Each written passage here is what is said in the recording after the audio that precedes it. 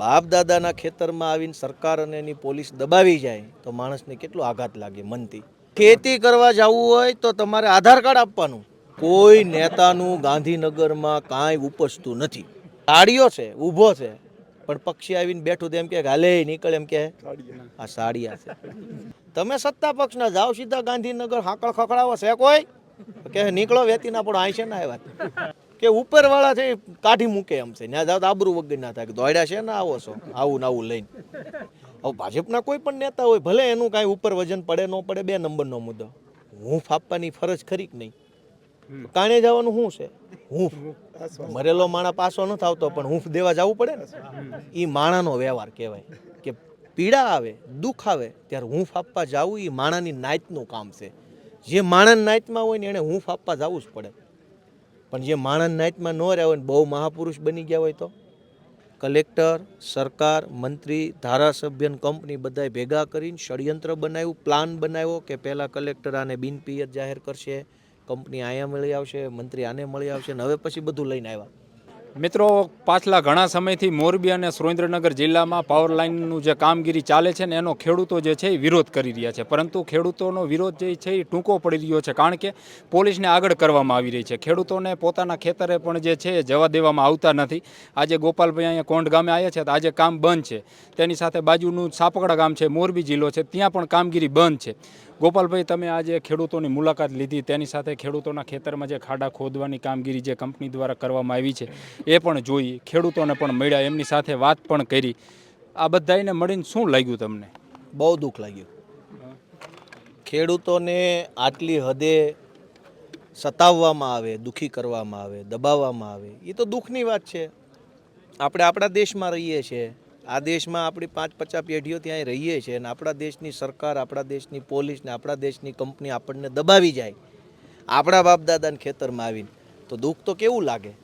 અને આપણે કંઈ ખોટું કરતા પકડાણા નથી. આ કોઈ ખેડૂતો છે એ કોઈ કંઈ ગેરકાયદેસરનું કામ કરતું કોઈ પકડાણું નથી. બાપ દાદાના ખેતરમાં આવીને સરકાર અને એની પોલીસ દબાવી જાય તો માણસને કેટલો આઘાત લાગે મનથી. પૈસા અને વળતરની તો કાગળિયા તો પછીની, પહેલાં તો દુઃખ થાય ને. તમારા ઘરે આવીને તમને 4 શબ્દ કહી જાવ શું થાય? તો ખેડૂતના ખેતરમાં આવીને પોલીસ, સરકાર, કંપની દબાવી જાય છે. ખેતરે જવા નથી દેતા. ખેતરે જવું હોય ખેતી કરવા તો તમારા ખેતરના શેઢે ઝાપા ઉપર પોલીસ હોય અને તમને ચેક કરે.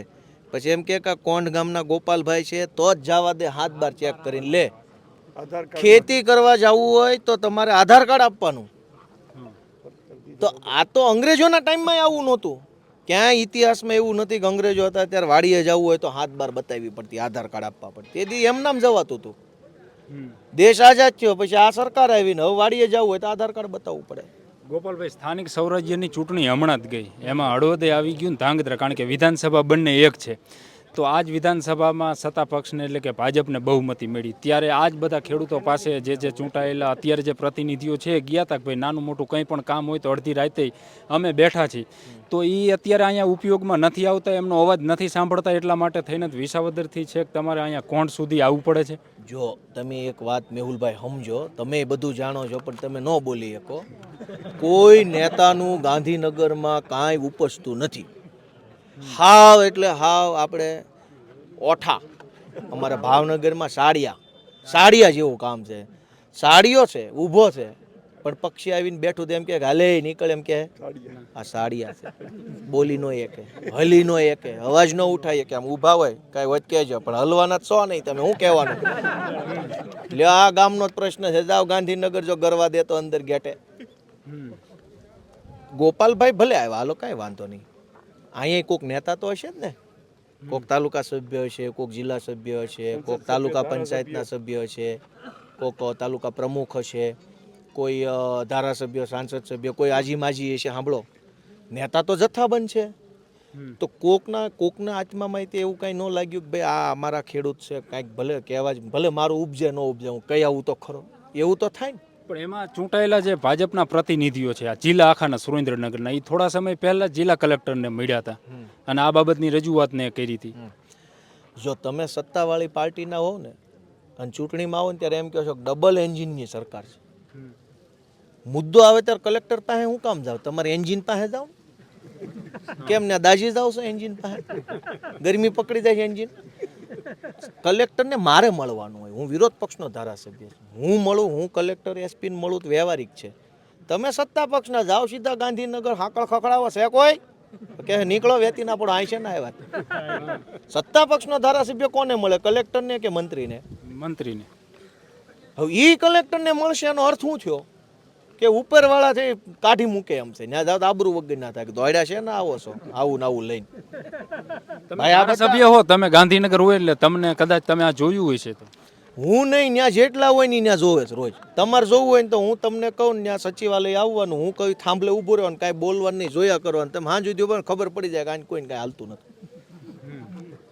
તમે મેહુલભાઈ આપણે કોઈની મજાક મસ્તી નથી કરવી. હું શું કહેવા માંગુ છું, ખેડૂતોનો મુદ્દો છે. કોકને તો અંદરથી એમ થવું જોઈએ ને કે ભલે મારું, જો આજ હું અહીં આવ્યો કાંઈ મારી સરકાર નથી, હું અહીં આવીને બધાને મળું તો કાલ થાંભલા બંધ નથી થઈ જાય, તો અંદરથી દાઝવું તો જોઈએ ને આપણને. પીડા તો થવી જોઈએ કે હાલો ભાઈ આપણા ખેડૂતના દીકરા તરીકે પીડા થઈ, આપણે જઈએ આશ્વાસન આપીએ, મળીએ, વાત કરીએ, હું ફરે એટલું તો થાય ને. હવે ભાજપના કોઈ પણ નેતા હોય ભલે એનું કાંઈ ઉપર વજન પડે ન પડે, 2 નંબરનો મુદ્દો, હૂંફ આપવાની ફરજ ખરી કે નહીં? તમે આ વિસ્તારમાં ભૂતપૂર્વ ધારાસભ્ય, હાલના ધારાસભ્ય, ભૂતપૂર્વ મંત્રી, ભૂતપૂર્વ કે ચાલુક જે છો, થોડીક હૂંફ આપવાની જવાબદારી આવે કે ન આવે એમ મને કહો. તો હૂંફે નહીં આપવાની. ભલે કામ થાય તેને કામ ન થાય એ પછીની વાત છે. તો આ તેમ ગામને પૂછો કોઈ હૂંફ આપવા આવ્યું? હૂંફમાંથી માણા ગયો એની પાસે કામની ક્યાં વાત રાખી? હવે આપણે આ કાણે જ આવી છીએ, કાણે જવાનું શું છે? હૂંફ. મરેલો માણા પાછો નથી આવતો પણ હૂંફ દેવા જવું પડે ને.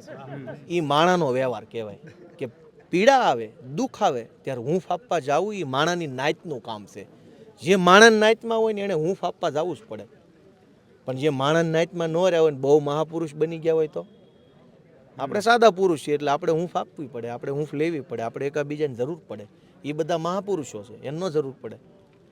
તમે આ વાત કરી તેની સાથે ગામ લોકો પાસેથી પણ અમને માહિતી મળી. ગામમાં 65,000 વીઘા જેટલી જગ્યા છે અને બધી પિયત છે, 5,000 જેટલા તો બોર છે. ગામ લોકો કહી રહ્યા છે કલેક્ટર હાલ જે અત્યારે જેલમાં છે એ કલેક્ટર બિન ખેતી કરીને વહી ગયા છે. આમાં કલેક્ટર બલેક્ટરનો તો પછીનો વિષય છે.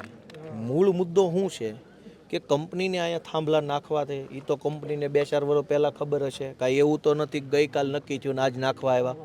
આગોતરું આયોજન હશે ને.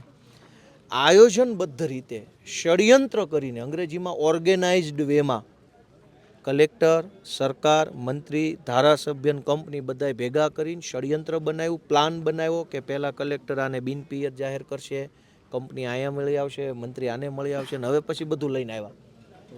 અચાનક કાંઈ ન થયું હોય, પિયત જમીન હોય તો એનો ભાવ વધારે ચૂકવવો પડે, બિનપિયત હોય તો એમ કે ભાઈ આ ઓછી ઉપજાઉ જમીન છે એટલે આનો ભાવ ઓછો આવે. આયોજનમાં બધા ભેગા છે, જે ભેગો ન હોય એ અવાજ ઉઠાવે. બીજી તમે એક વાત કરી કે વળતર શેનું હોય, તો આ તો જે આપણે કોઈને ભાડે આપી તો એનું વળતર હોય, આ તો કંપની કાયમની માટે એના વીજપોલ રાખવાના છે, કોરિડોર નીકળવાનો છે, એ તમે વાત મહત્વની કરી ખેડૂતો વચ્ચે.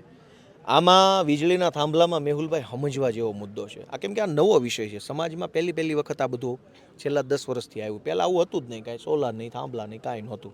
એટલે આવો કોઈ સરકારમાં સમાજમાં ખેડૂતો વિષય નહોતો. આ વિષય હમણાંથી ઊભો થયો છે તો હવે નવો વિષય બન્યો છે, તેનું સોલ્યુશન લાવવા માટેની જવાબદારી બધાની છે, અધિકારીઓની, નેતાઓની અને સમાજના આગેવાનો, બધા ભેગા મળીને આનો રસ્તો કાઢવો પડે. હવે અત્યારે વળતર ચૂકવવાની જે વાત આવે છે એ વળતર પહેલાં તો કયા કાયદા હેઠળ ચૂકવાય છે એ ખબર છે? ઇન્ડિયન ટેલિગ્રાફ એક્ટ 1885, 1885માં અંગ્રેજોએ જે કાયદો બનાવ્યો હતો એ કાયદાની કલમ 10 ને 16 આધારે અત્યારે વળતર ચૂકવે છે. 2026માં. એટલે આ અંગ્રેજોની સરકાર છે કે ભારતની છે?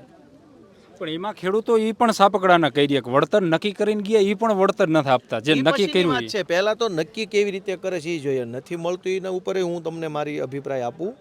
1885નો અંગ્રેજોનો બનાવેલો કાયદો છે, એ કાયદાની કલમ 10 ને 16ના આધારે અત્યારે ગુજરાતની ભાજપની સરકાર ખેડૂતોને વળતર આપે છે. હવે 1885માં જમીનનો ભાવ શું હોય, ખેતી કેવી હોય, ફળદ્રુપતા કેટલી હતી, ખેતીની ઉત્પાદકતા કેટલી હતી, પ્રોડક્શન કેટલું હતું, અવેરનેસ કેટલી હતી, ખેડૂત કેટલા હતા 1885માં. આજથી 125 વર્ષ પહેલાનો કાયદો અત્યારે લાગુ કર્યો. તો કોઈ એને કહેવાવાળું નથી કે 2026નો કાયદો લાવો અને એ પ્રમાણે નિયમ બનાવો ને એ પ્રમાણે વળતર આપો.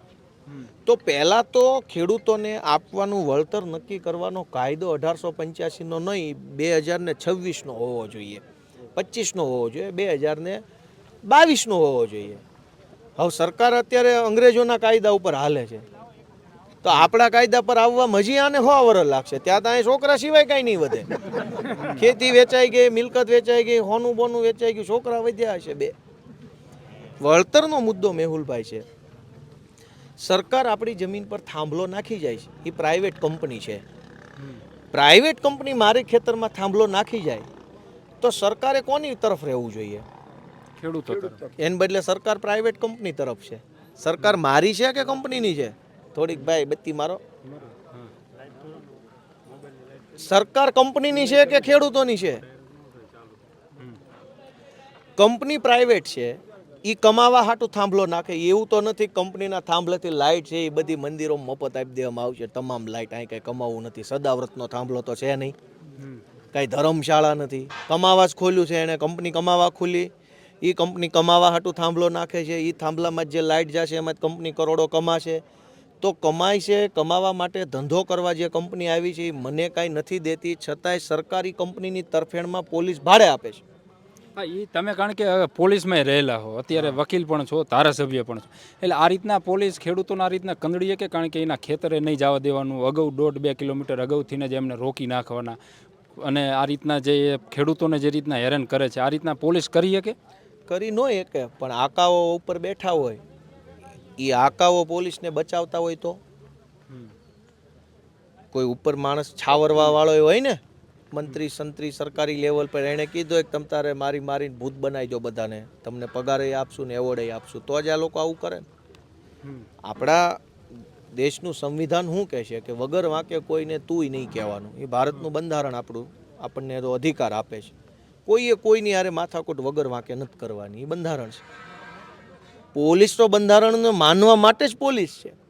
અભણ માણસ એમ કહીએ કે હું અભણ છું, મને નહોતી ખબર એટલે ગાળું બોલી ગયો. પોલીસ તો ભણેલી છે, યુનિફોર્મ છે, ભારતનો રાષ્ટ્રીય સિંહને આપેલું છે એની ટોપી ઉપર. એણે તો બંધારણને માનવું પડે, એને બદલે સરકારનું માને છે. પણ એક વાત એવી થાય કે આ રાષ્ટ્રહિતમાં છે, આ લાઇનની જે નીકળે, તમે વાત કરી રહ્યા છો પોલીસ જે બધી આવે છે, કારણ કે અહીંયા તો 1500-2000 જેટલી પોલીસ ગામ લોકો કહી રહ્યા છે કે આવે છે, તો આ બધી ભાડે આવે? અરે ભાઈ, રાષ્ટ્રહિતમાં લાઈન હોય તો એનો શું વાંધો છે? પણ રાષ્ટ્રહિતમાં હોય તો ખેડૂતનું અહિત કરીને રાષ્ટ્રહિત કેવી રીતે થાય? ખેડૂત એ રાષ્ટ્રનો જ છે ને, પાકિસ્તાનના ખેડૂત તો નથી. રાષ્ટ્રહિત કરવું હોય તો ખેડૂત હિત સાથે રાષ્ટ્રહિત હોય કે ખેડૂત હિત સિવાયનું રાષ્ટ્રહિત હોય?